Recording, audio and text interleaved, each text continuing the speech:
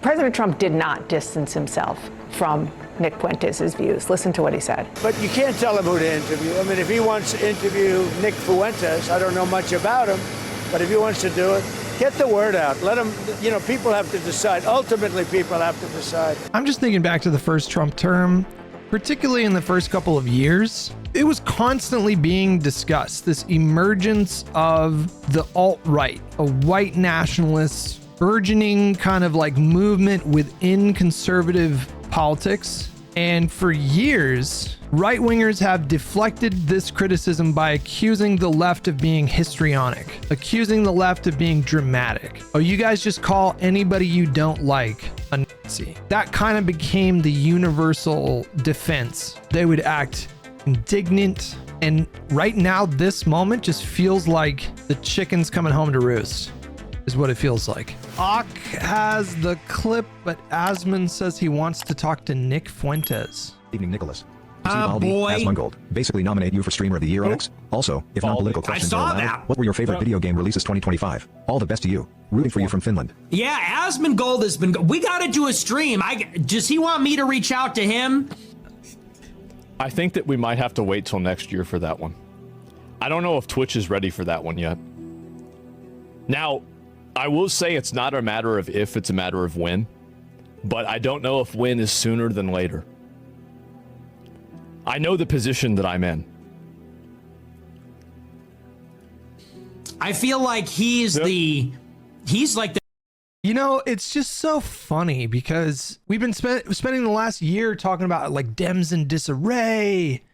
What is the party gonna do? We're losing young men and black people and Hispanic voters, and we've been doing all this Dems in disarray discourse for like the last year after losing the election, and it turns out Republicans this entire time disarray. And now we have this situation with Nick Fuentes, which is not a small situation. Like, this is a pretty big situation. The president, talked about the current moment that the Republican Party's in right now. Like, Trump talked about it, Vance has talked about it.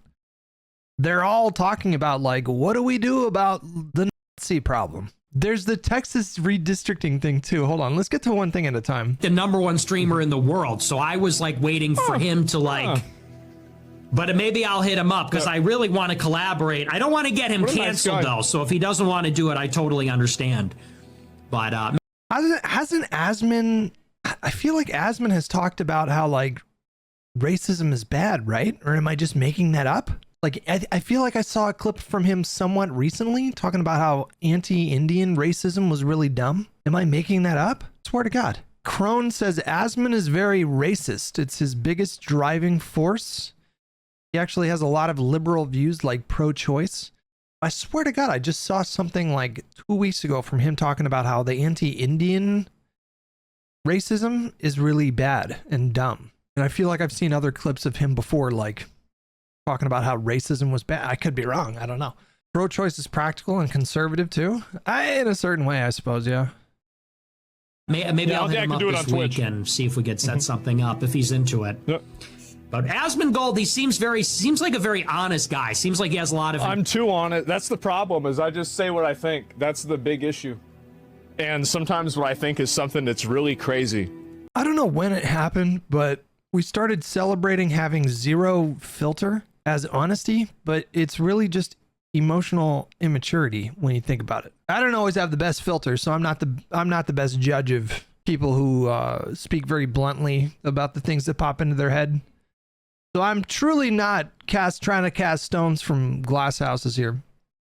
It's gotten better. Like, I have more of a filter as I have aged, but tact is a good thing to learn.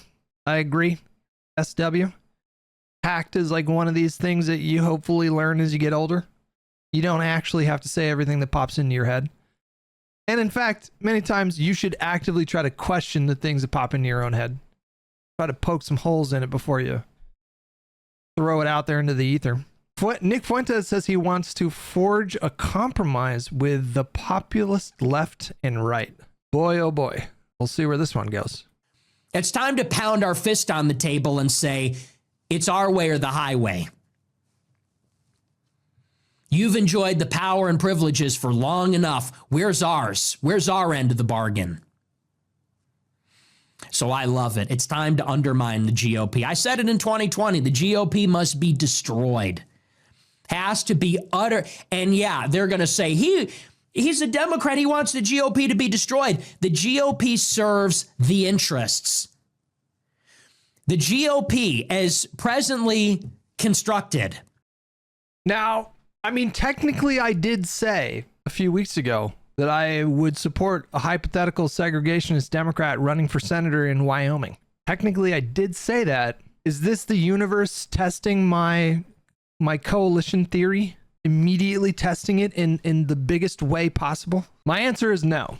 My answer is no. There's a difference, I think, between like a singular candidate in a singular race and the kind of movement that Fuentes represents, which is a growing movement of mostly, I would assume, mostly Gen Z kids. I'm not necessarily worried too much about Nick Fuentes right now, but I guess I'm a little bit worried about what his movement could lead to like 10 or 20 years from now.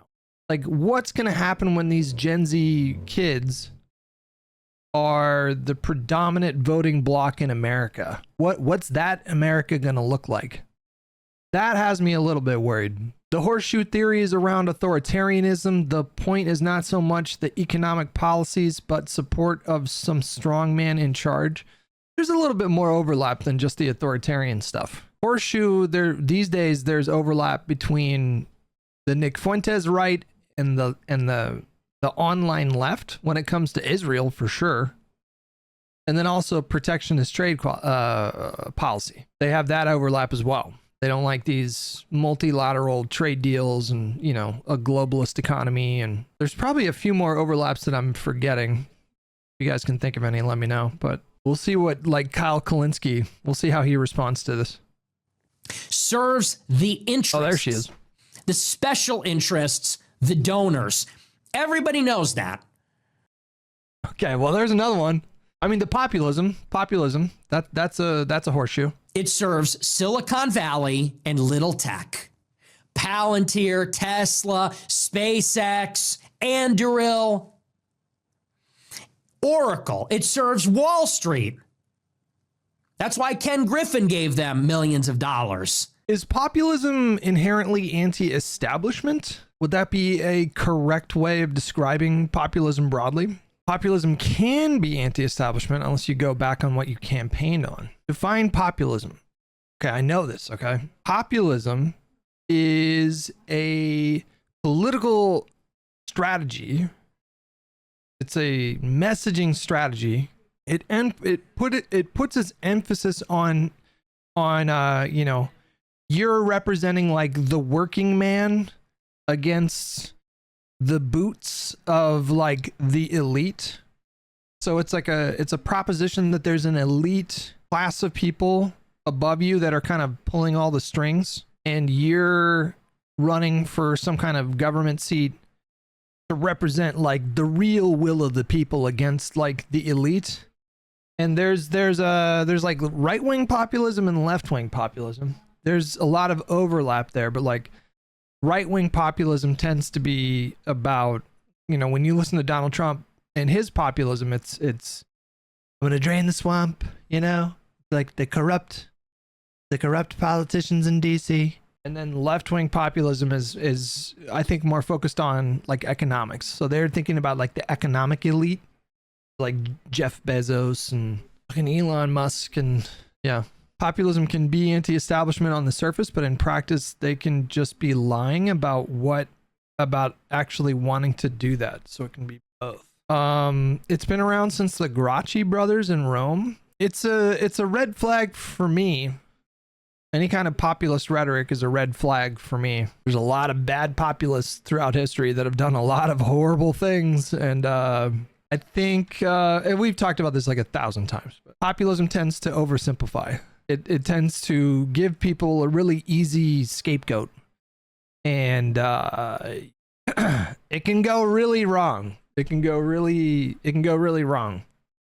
Any kind of politics that's about like channeling rage which is, I think, what populism is all about. It's like people feel alienated, people feel disenfranchised, disempowered, and then a politician comes along and promises to be their avatar against the elite corrupt, and that's led to a lot of really bad outcomes throughout history. Joseph McCarthy was a populist. That wasn't great, that whole situation. I think you tend to oversimplify populism. We can just look it up.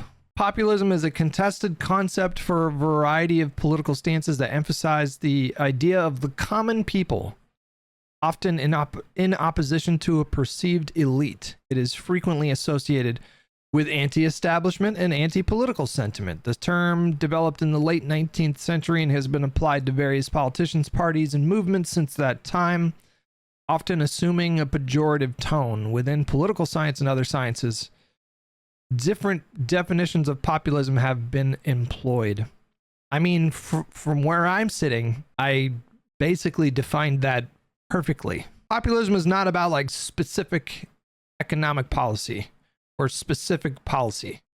Populism is about the framing. It's about there's an elite and they're fucking you, and I'm gonna take on the elite for the working man. Like that's what it is. Populism isn't sustainable because these populist figures eventually become the same establishment they demonized once gaining power.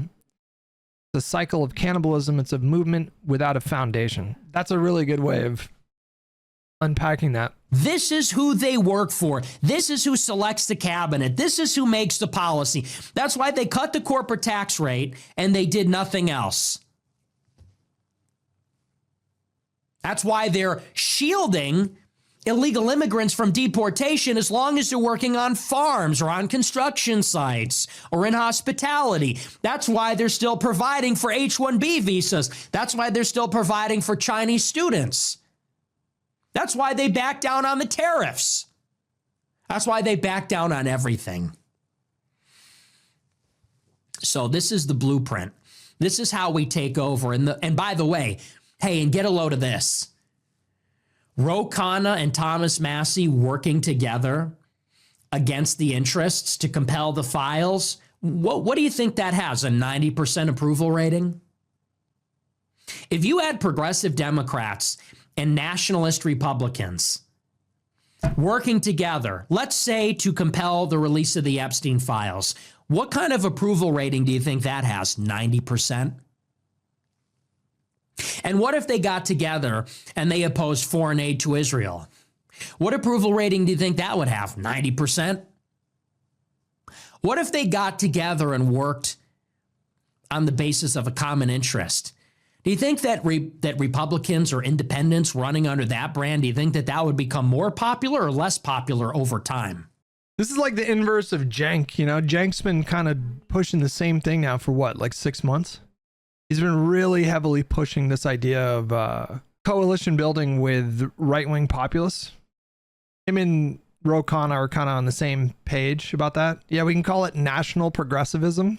I get the sense from Nick that he's feeling very emboldened right now. I think this guy is such a slimy little snake.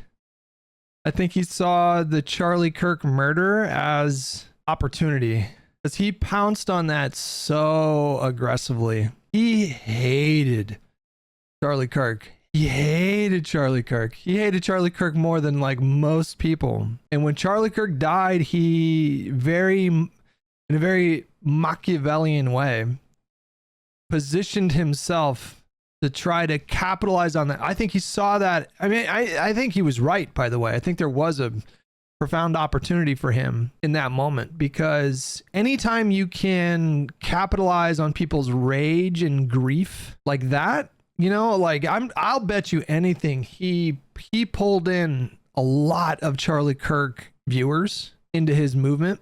Kirk was also the likely successor post-Trump. You know what? I didn't even think about that. That had never even crossed my mind, but I think you're so right. Like, I think Charlie Kirk could have actually made a run, like an honest run at the presidency at some point. I didn't even think about that, but you're so fucking right. He knew how to, you know, I think he knew how to package that kind of politics in the same kind of way. But Nick, I think Nick feels like the way he's acting right now, my sense is like, I think in Nick's mind, he's got a plan for like radicalizing the country. And, you know, he feels pretty confident in that plan. That's how he is behaving. It really does seem like he thinks that his movement is going to be like the center of power at some point. That's just the sense that I get of things. Could be wrong about that. And we need to propel someone into the White House that is just a populist. And here's where we're going to have to give. This is going to be the compromise. Very simple. The left has to give up immigration. That's simple. The left is going to have to give up. Look, we can have equity and we can have equality in the country. We can have civil rights. We can have all those things. But we have to close the damn borders. We have to close it. Too many illegal immigrants. Too many legal immigrants. That has to be the compromise. The left has to give on immigration and the right has to give on the free market. If the right can come down on healthcare and on a social safety net and maybe on some subsidies for education, and if the left can come down on the anti-white open border stuff and they can agree that we have a country, that party will win 90. Well, I mean, I don't know if he's serious about any of this, but I really doubt the left would compromise on immigration. They think that the bipartisan border bill was a fascist bill. That's the way they describe it. They think that Kamala ran as a right-winger on immigration. So I don't see them moving on that anytime. I don't know how serious he is about any of this, or if this is just, entertainment, but 80% of the vote and rule for a century. That's the compromise. That's the populist compromise. Why is it that for the left, it's like they don't even care about anything else? It just has to be open borders. Most Americans want a secure border. They just do. But most people also want to offer some kind of pathway to citizenship. For people who have been here for decades, that is the compromise. That's literally what Kamala ran on, by the way, just to be clear. That triggers me a lot. The framing from the online left about Kamala on immigration, it gets me so fucking upset. They accuse her of running to Donald Trump's right. They accuse her of running as a right wing, like a right winger on immigration. But what were her immigration proposals? It was the bipartisan immigration bill, which did tighten the border and it did tighten asylum. But to be honest with you guys, that is necessary. Like, I don't know how we address what happened at the border and prevent that from happening again, which is just the fact that it was just so overwhelmed. Like, you do need comprehensive immigration reform. Otherwise, if that happens again, like, we can't have that border situation acting as like a sword of Damocles. Is that the right? Is acting as like an albatross for the Democratic Party? Because if it happens again, it's just going to sink the next Democratic president, and they're not going to let that happen. I bet you anything, whoever the next Democratic president is will probably take the border a lot more seriously and take certain actions to address the border early on. So Kamala did run on the border proposal, the immigration bill, but she also ran on a pathway to citizenship for people that have been here and haven't committed crimes, which that would be amnesty for millions of people, just so we're all clear. She proposed citizenship for DACA kids and a pathway to citizenship for people that have been in the country for years and haven't committed a crime. She also ran on, expanding our visa program, expanding our refugee program. That is not running as a right winger on immigration. It just drives me insane. The online left, what they do is they conflate immigration with the border, and it just, you guys have heard me rant about that like 10 times, but God, it bothers me. And on the right, it's like they don't care about anything else as long as it's foreign aid to Israel and war in the Middle East and war with Russia. That's the kind of program that we need.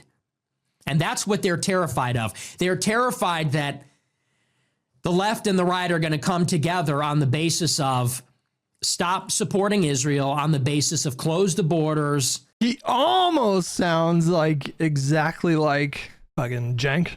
On the basis of restricting money in politics and the influence of the oligarchs. That's what they're terrified of. I just think what's happening right now on the right, in the right wing space is pretty significant. You know, the Democratic Party is like a little bit fractured right now, like a little bit. And that is worrisome. But what's happening right now on the right is, when you think about it, it's kind of inevitable too.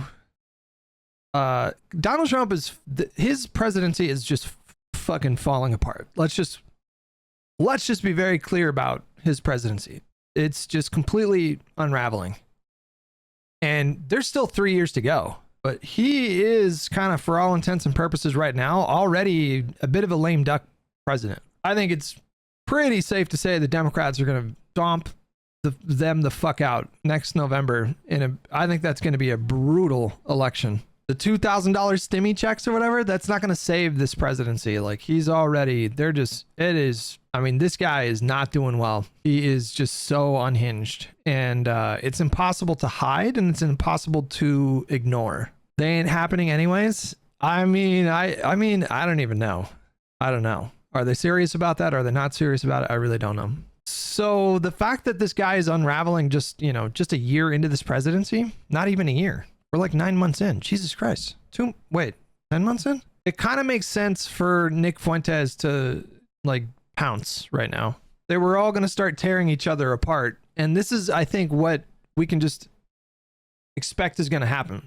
Like, they are going to tear each other apart, trying to jockey for like political power as we barrel towards a post-Trump political era. And it's not like he's going to shrink entirely from public life, but he's getting really old. He is slowing down. His term's going to end in 3 years. He's going to be even older by that point. Who knows how many years of life he's got left in him? And what are Republicans going to do when he's gone? Like, he is just their Caesar. And, you know, Vance is sharp and he's smart, but he doesn't have the Riz. Don Jr. is a bit of a clown. I'm not really concerned about him politically. I don't really know who I'm afraid of in the Republican Party, in the sense of like who do they have in their bench right now? Rubio? I don't know. Can you really come back from how Rubio got chopped down to size in 2016? Hutch, did you see this? Depends on what it is. Wait. Yeah, I saw this. This is not the first time he's done this. Proposed like the death penalty for Democrats who, you know, criticize him or whatever. This is like the 5th time he's done this. It just doesn't impact me anymore. I see stuff like this and it just doesn't, I don't even have a reaction to it anymore. And I think that's the move, by the way. I think one of the best things you can do in the era of Trump is like, don't let these guys exhaust you. Don't let these guys wear you down. Don't let these guys like outrage you. That's what they're going for. So if you just don't react to it, then they don't win. We're in the most trouble if Tucker wants to run. I actually don't agree. I actually think that Tucker is a fair bit more extreme than I don't think he could win a general. And I don't think he wants to run for president. Why would he want to do that? Like, he's got a good thing going. Marjorie Taylor Greene? I mean, come on. I don't know. She's a bit of a clown to me, so I don't really think that she's the heir apparent to Trump. But yeah, this Nick Fuentes stuff is something to pay attention to. Keep your eye on what's happening right now in the right wing in this country, because they are kind of unraveling a bit. Has been very illustrative of the cracks is the Nick Fuentes issue and the fact that Tucker Carlson hosted Nick Fuentes, who is a white supremacist and a racist and anti-Semite. I mean, all of the ists and the isms, that's what this guy is. And if you just go online and look at some of the things he says, and you'll understand just what I'm talking about. The president, I asked Marjorie Taylor Greene about him, and she just said it's up to Tucker, and she distanced herself from his views. President Trump did not distance himself from Nick Fuentes' views. Listen to what he said. We've had some great interviews with Tucker Carlson, but you can't tell him who to interview. I mean, if he wants to interview Nick Fuentes, the hair situation is sun's getting real low, you know, like it's getting pretty bad. Like I'm surprised he hasn't gotten hair transplants or something, but I mean, it's not good. Fuentes, I don't know much about him, but if he wants to do it, get the word out. Let him, you know, people have to decide. Ultimately, people have to decide. Now, he did have dinner with Nick Fuentes and Kanye West at Mar-a-Lago, which he was reminded of.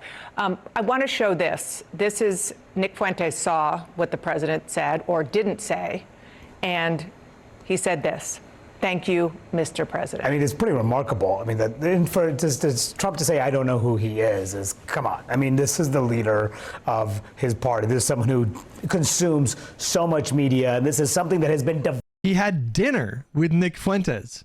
He had dinner with Nick Fuentes like 3 years ago. When was that? Finding his base so intensely since Tucker Carlson had this interview. So that is just doesn't seem any bit of reality. But also, I guess, not a total surprise. But, you know, the president also talked about, I had dinner with him and Kanye West. Kanye West has also spewed terrible anti-Semitic rhetoric, just like Nick Fuentes. And Trump didn't seem to distance himself from that. But I think this is indicative of him not wanting to stop the fractures within the MAGA movement that are becoming wider and wider by the day. Yeah, and if you remember during the campaign, after that dinner with Nick Fuentes and Kanye West at Mar-a-Lago, there was a large freakout within Trump's senior staff trying to put in new protocols. I wrote about this in my book at the time. They were really concerned that people were getting to Trump, and they set up protocols to try to keep those sorts of people away from him.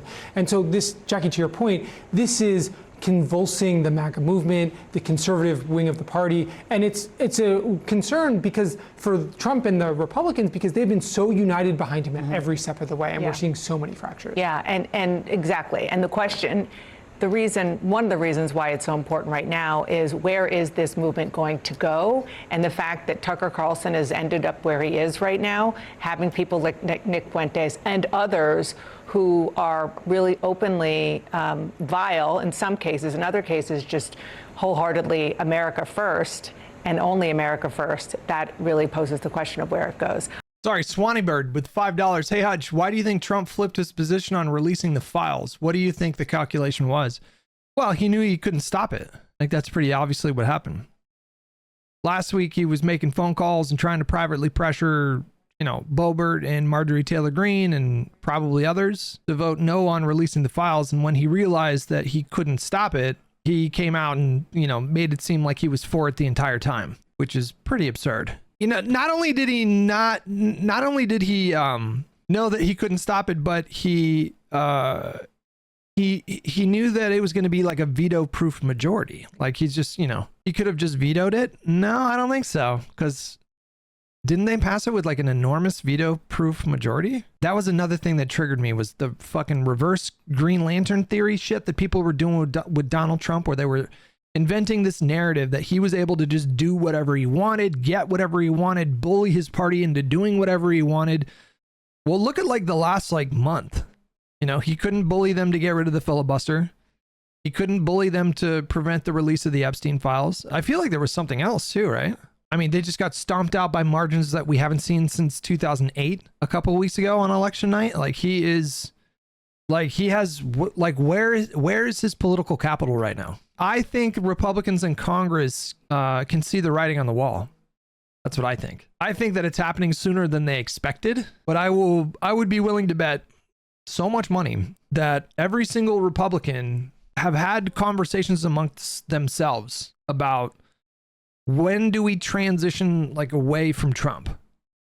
At what point do we pull the plug? At what point do we start to, they don't need to rip the Band-Aid off. It can be kind of a slow process of distancing themselves, and I think they all expected it to happen probably closer to the next election, but it's happening much sooner than they anticipated because lo and behold, he actually followed through on a lot of his crazy campaign stuff. And it's just been an absolute shit show. So there we have it. President Trump expressing no issues with neo-Nazi Nick Fuentes, who has expressed an affinity for Adolf Hitler and regularly traffics in racist, sexist, anti-Semitic filth. Now, some when you say it like that, makes him sound bad. Conservatives such as Senators Ted Cruz and Senator Mitch McConnell have criticized Tucker Carlson for his very friendly, lengthy interview with Nick Fuentes. Other Republicans have not been so blunt in their condemnation of Fuentes or Carlson, or even condemned either of them. Vice President J.D. Vance, considered the next leader in the MAGA line of succession, he's no stranger to questions about Republicans espousing anti-Semitism in the last few months, following the young Republicans' texting scandal, which was first reported by Politico, which included one message where one of the young Republicans said, quote, "I love Hitler," Vice President Vance characterized those expressing outrage as, quote, pearl clutching. Oh my God, bro. God, the wheels are falling off, you guys. Man, didn't Laura Loomer just post something yesterday? Like, guys, we do have a Nazi problem. Like, hold on. Laura Loomer types, I'm going to say it. The GOP has a Nazi problem. And the more we pretend like we don't, the worse it's going to get. We do, don't tell me we don't. That's not great. Not a good situation. And the vice president repeatedly referred to the participants as kids, even though the ages of the people in the group range from 18 to 40. Fuentes is, of course, a Nazi of a more loathsome order than those on that text chain, and he has a history of going after not just Jews, but Vice President Vance. He called, he said a number of nasty things about his wife. Vance himself called Fuentes a total loser in a 2024 CBS interview before the election, after Fuentes attacked his wife, Usha Vance, and her Indian heritage. Here's just one of these vile moments. A quick warning to our viewers. This condemnation of Vance by Fuentes is not pleasant to listen to. Now they're all in favor of a fat race mixer who's married to a who named his son Vivek. Now, this week and last, I repeatedly asked Vance's office for any comment about this internal war about Fuentes, specifically about Tucker Carlson platforming Fuentes, and there was no response. This weekend, Vance did weigh in on something related to this issue. It had to do with another member of the Carlson family, Tucker's son, Buckley, who works for Vance. And he, Vice President, attacked just some rando on Twitter as a, quote, scum. Isn't this just like, I'm just thinking back to the first Trump term, particularly in the first couple of years, obviously culminating with the Charlottesville stuff, you know, it was constantly being discussed, this emergence of the alt-right, a white nationalist, burgeoning kind of like movement within conservative politics in the country. And for years, right-wingers have deflected this criticism by accusing the left of being histrionic, accusing the left of being dramatic. Oh, you guys just call anybody you don't like a Nazi. Like that kind of became the universal defense. People would roll their eyes at the suggestion that there's a problem. Like there's a growing problem in this country of like Nazis, like actual Nazis. They took offense to it. They would act indignant and incredulous at the proposition that there was a growing white nationalist movement in conservative politics. And right now, this moment just feels like the chicken's coming home to roost. They ignored the problem for so long. They downplayed any suggestion of white nationalism being something that is merging with conservative politics. They downplayed it. They minimized it. They deflected. They got defensive. And now it just feels like this moment was inevitable in hindsight. I'm really fascinated with Nikki Haley's son, who very much talks like a groyper. He was just interviewed by Tucker Carlson just a couple days ago, I think. Maybe we can cue that up a little bit. We'll watch maybe a section of this after we're done watching this video. But Nikki Haley's son, who's like, you know, half Indian, a quarter Indian, some such, and he's saying the most insane racist shit in a conversation with Tucker Carlson. And I think that there's a lot of young men in this country right now that are gravitating towards this nationalism, this kind of like American nationalism.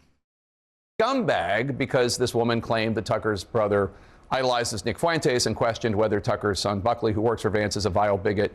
Two, we here at CNN have absolutely no idea if Tucker's relatives feel any way about Fuentes. But it is clear from recent Twitter posts that his brother, also named Buckley, supports Tucker's platforming of Fuentes. Again, in August 2024, a few months before being elected, we keep finding out that like Republican politicians, young staffers are like secret Nazis. It just keeps happening. Wasn't there like an explicit Nazi that had to be fired from DeSantis's team? Vice President Vance condemned Fuentes, but since then, since the inauguration, Vice President Vance has weighed in on these issues only to defend people using anti-Semitic or racist language. He certainly hasn't called any of them scumbags. Do you think that the that the wave of young men that are converting to Orthodox Christianity, do you think that that has to do with the incel stuff? I'm not basing this off of anything, but if you think about it, you no longer have to feel ashamed or embarrassed if you can't get some poontang if you convert to Orthodox Christianity. Because you're like, oh, well, that's sinful. I don't want to do that. That would be bad. It gives them like an out. It's a way to maybe for some, not all, but like for some of them, it's a way to avoid the shame of feeling like they can't talk to girls or whatever. I don't know what we got to do to help young men, navigate talking to girls. I don't know what we got to do.